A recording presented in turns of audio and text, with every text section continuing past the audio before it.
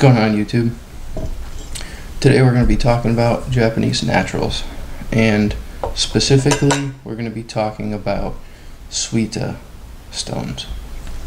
Suita refers to the strata that the stones are quarried from. So Su refers to little pockets of gas that have burst, and there's these little holes inside the stone. And Suita have those little pockets, and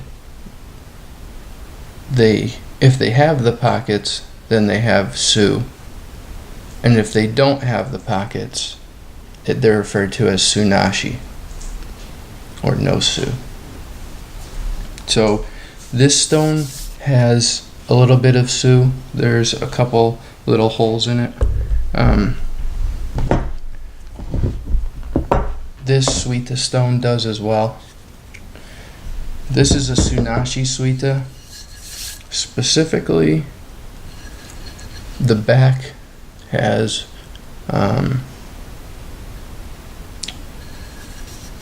like more of the detail that you would see in a normal Suita stone.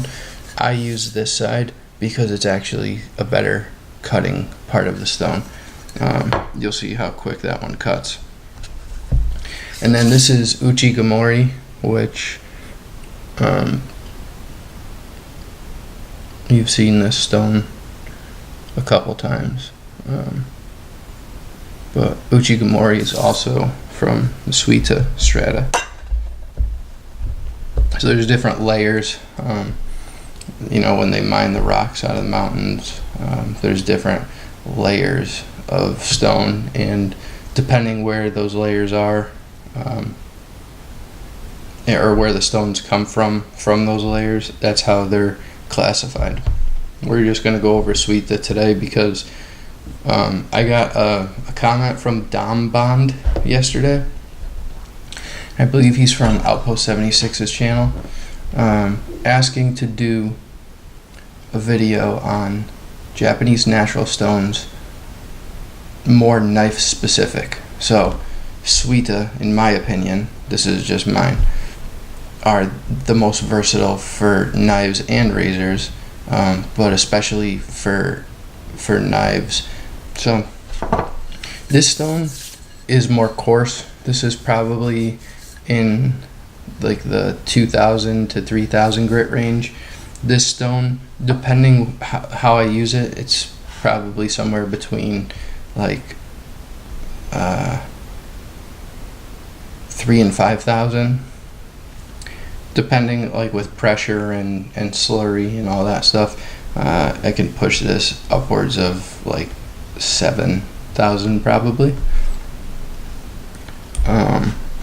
This Suita is very hard. This will not produce a slurry no matter how much pressure I put on it. The only way to get a slurry is to use a Nagar stone or to use diamond. This is a finishing Suita. This would be a good stone to go to after this. And then Uchigamori, in my opinion, is the by far best stone for Kasumi finish. For both bench stone and finger stones. And I did a video on that. If you guys want to check it out, there's a video about how to put a Kasumi finish on knives. This is a Tojiro Santoku. This thing is pretty beat up. I rehandled it. This is maple and this is Wenge. Sorry, I had to look at it for a minute. I wasn't sure. So let's get going with the coarsest stone.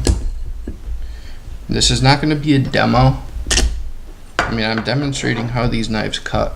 It's more just to give like an entry to you guys about Japanese naturals, specifically Suita, but especially like for down bond, because he asked me to do some knife videos on naturals. So this is kind of for him. It's obviously for all you guys, but you know, specifically for him because he asked for it.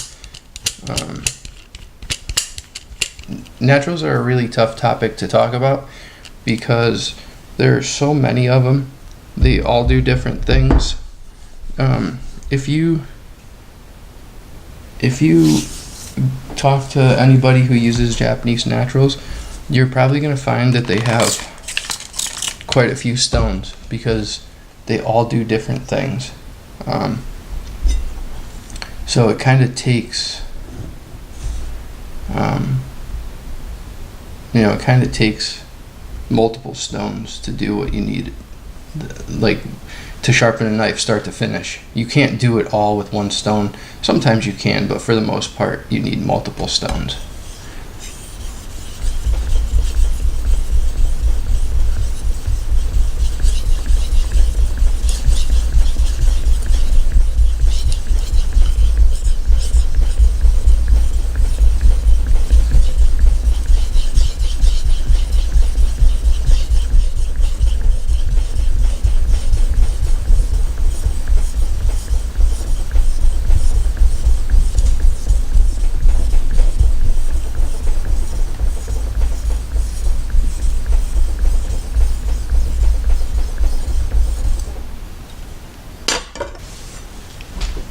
I am going to move you guys real quick. I'm going to put you on the ground because there's a lot of camera shake. So bear with me for 1 sec. Okay guys, we're back. So I moved you over just because there was some camera shake, just because when I'm sharpening the table is moving a lot. So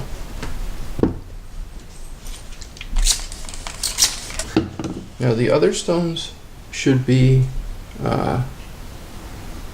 a little bit easier to see the metal develop, just because they're not as dark. Like the lighter the stone is, the easier you should see it.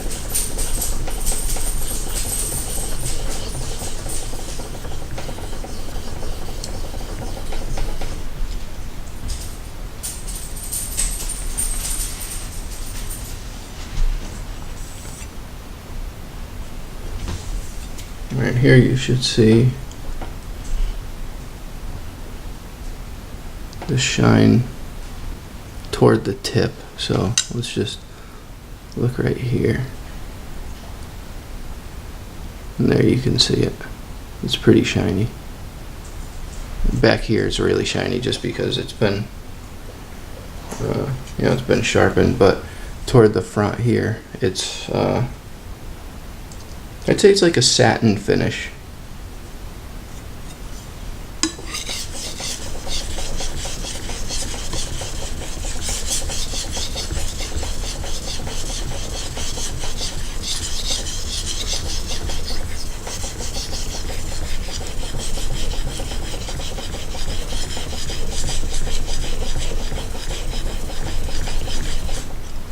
Okay, so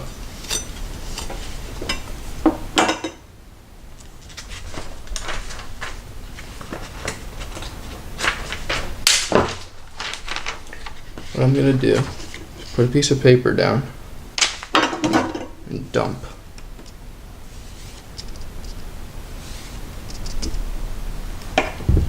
the metal shavings onto it.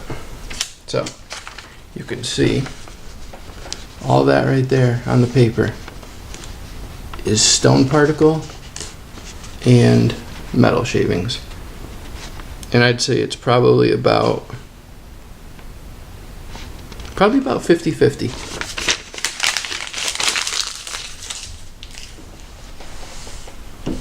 Maybe even a little bit more stone, so maybe like 70-30, somewhere around there. Okay, so that's the softest stone I have here.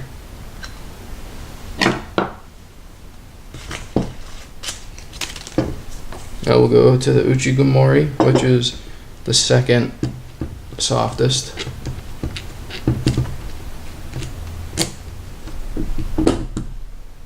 which you guys, if you saw my other videos, you might have seen this stone already.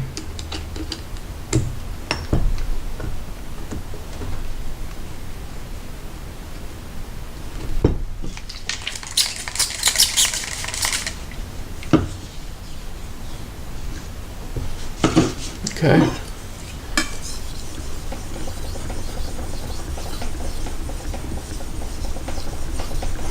Now in this stone, you're going to see less swarf, or less metal particles.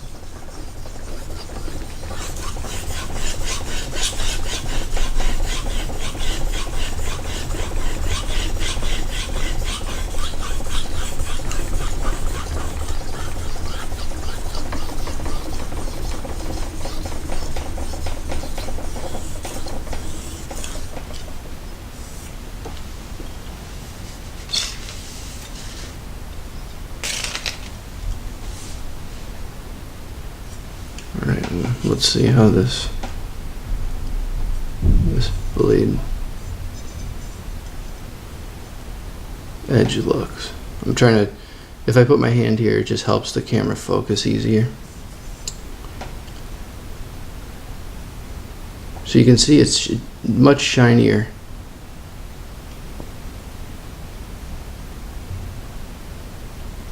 There you can tell at the heel that it's shinier.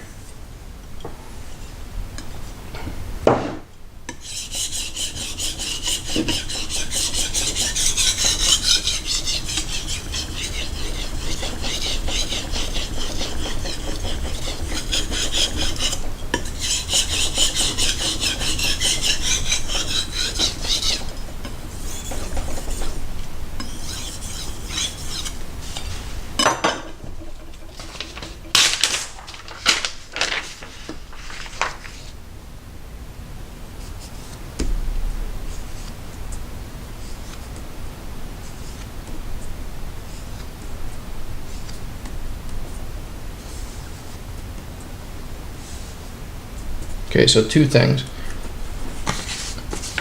One, it dried up a little bit, but the second thing is you can see there's less swarf. You have less metal particle, less stone coming up. The abrasive in Uchigomori will not lift as easy. You know, the stone doesn't come apart as easy as a softer Suita like this one. This is a Takashima, but that's just where the stone was quarried.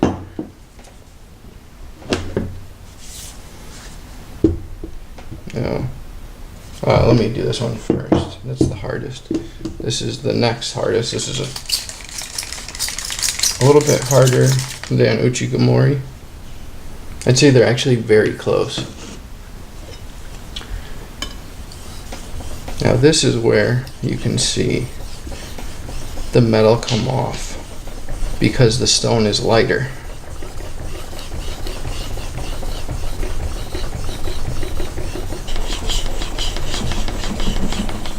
You can hear the table shaking because I'm putting a little bit of pressure on it.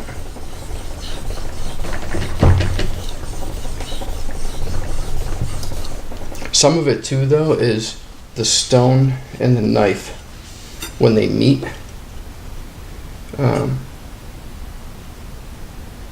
they create friction. And part of that is pressure, but part of it is just the way that the steel and the stone conform to one.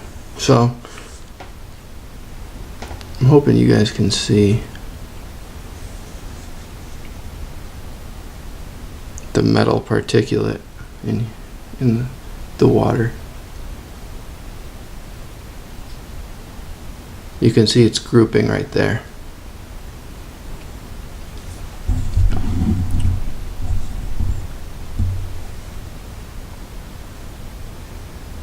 So there you can see it much easier than you know, when you're on the view from the other stones rather. You know, you couldn't see it as easy just because this is a lighter color stone. So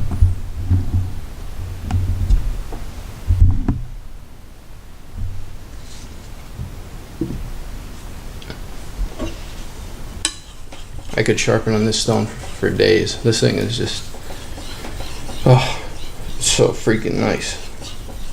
This is one of the nicest stones I own, and believe it or not, it was one of the best bargains I've ever gotten.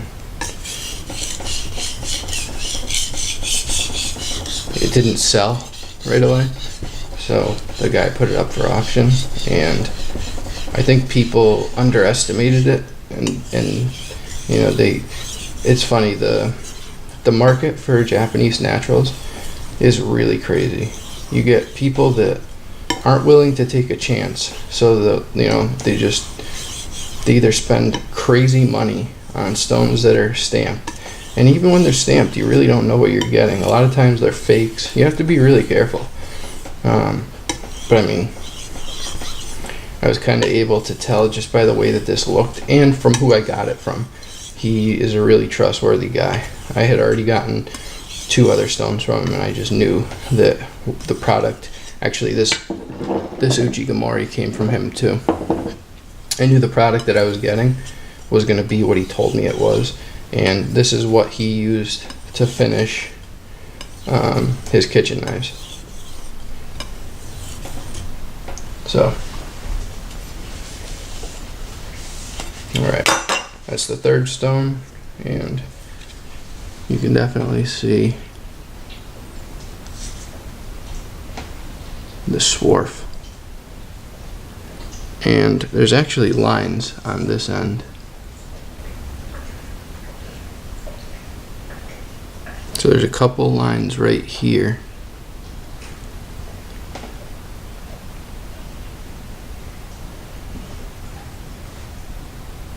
Yeah, right there. You can see where the metal, from running the knife edge along, the metal starts to grab into the stone a little bit. And that's how you know that you're removing steel. You know, I probably raised a burr on one side at this point, and that's where the burr, when I was moving it back and forth, was hitting. And this is the last. This stone is a friggin' honker. Look at the thickness on this thing. This is probably like 1.5 inches, maybe even closer to 2 inches.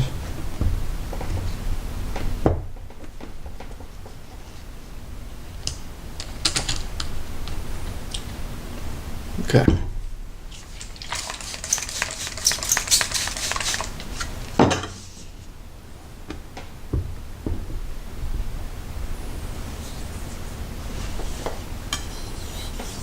And this is going to be the finest out of all of them. So right away I could feel that the knife is kind of slipping more. So the thing with Japanese naturals when you use them is, as the steel starts to polish to the stone's level of polishing, the steel will start to get sticky, and the 2 surfaces are starting to like mate, basically. So your steel and your stone are getting to be so let's say this stone is 8,000 grit. Once you sharpen for however long it takes, actually I'm building up friction right now. At that point, once you start feeling that friction, that's how you know that that your steel has gotten to that level of polish.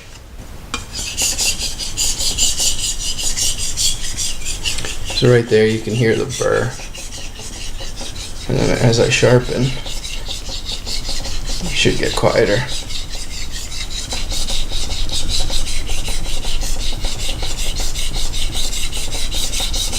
The thing is, I sharpen on just one side for about 90% of the time, so.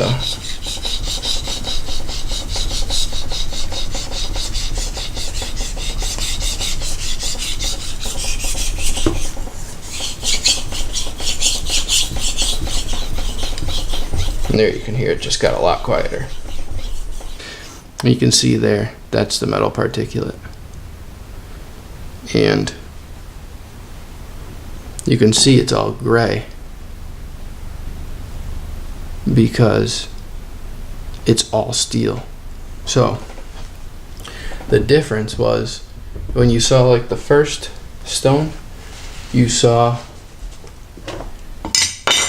some gray, some green, and stones will often, when you have like the slurry of the steel and the stone together, you'll often see like a dark green, like a hunter green, when they blend together.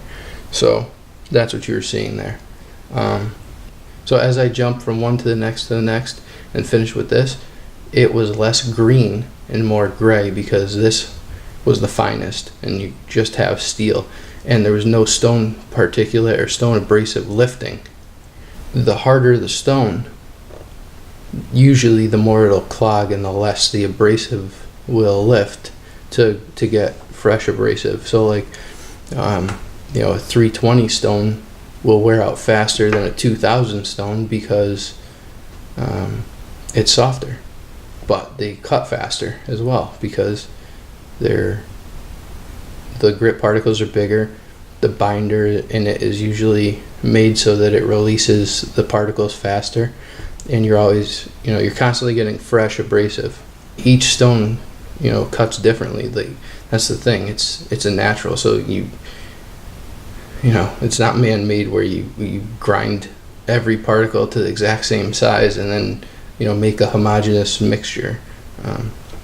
I could lap this stone for, let's say, 20 minutes and take just a 32nd of an inch from the stone thickness off and find that it cuts incredibly slow, and you saw it cut pretty quick for a fine stone. So there's a lot of variables with naturals. That's the benefit.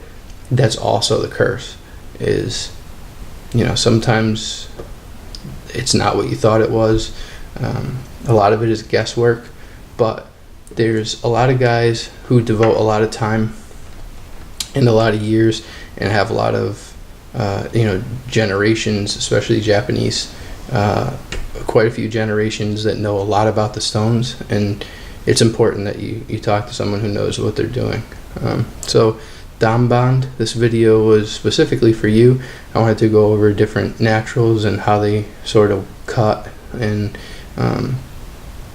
how they work.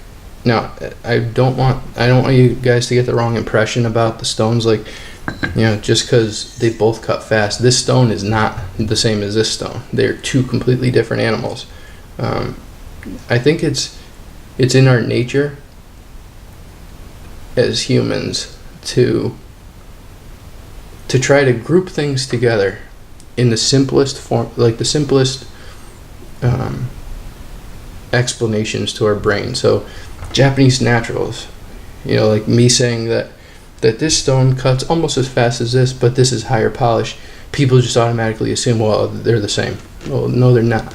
There's big variables, and I can do another video that's an hour long telling you what the differences are between these two stones, but nobody's gonna ever watch that, and it's gonna be boring as hell. So that's part of it too that you have to think about, is do you just want to get your knife sharp, or do you want the whole experience of sharpening? There is a clear difference between sharpening on this natural and then going to like a 5000 Shapton Pro. They're night and day. I would much rather sharpen on this with simpler carbon steels. Once you start getting into like the vanadium rich steels, like the super steels, you're not gonna be able to cut that stuff with these stones. S30V, maybe you can cut, but it would take a little while. These are meant for simple steels, for razors, for